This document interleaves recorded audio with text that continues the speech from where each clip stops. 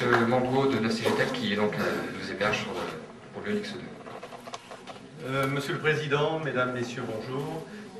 Juste vous confirmer effectivement qu'un opérateur comme 9CGTEL a clairement besoin de Lyonix 2. Là, on a fait une annonce ce matin, on a augmenté le nombre de clients de la partie grand public de 46%. Ça fait 166 000 nouveaux clients surfant sur Internet. Donc ça veut dire qu'on a nous aussi besoin d'avoir de nouvelles portes vers Internet et la porte lyonnaise est une porte effectivement très importante pour nous.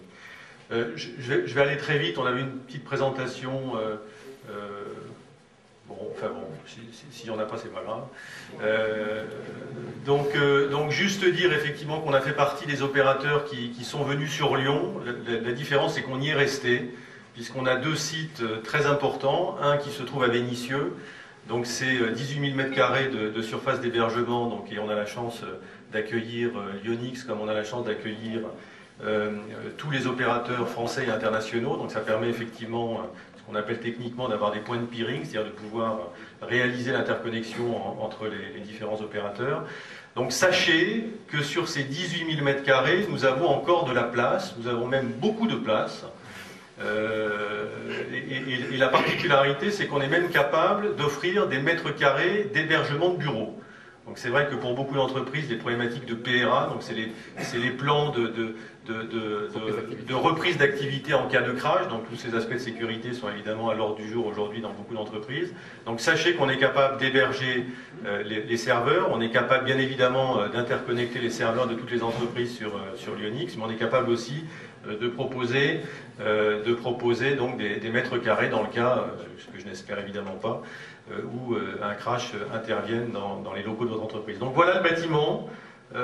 C'est l'ancienne usine Rhodia pour les personnes qui connaissent ce lieu. C'est pas un lieu effectivement, ou c'est pas un bâtiment très sexy.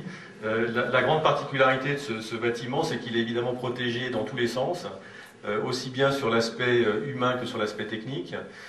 Et donc c'est dans ce bâtiment-là que les serveurs de Lyonix 2 sont présents.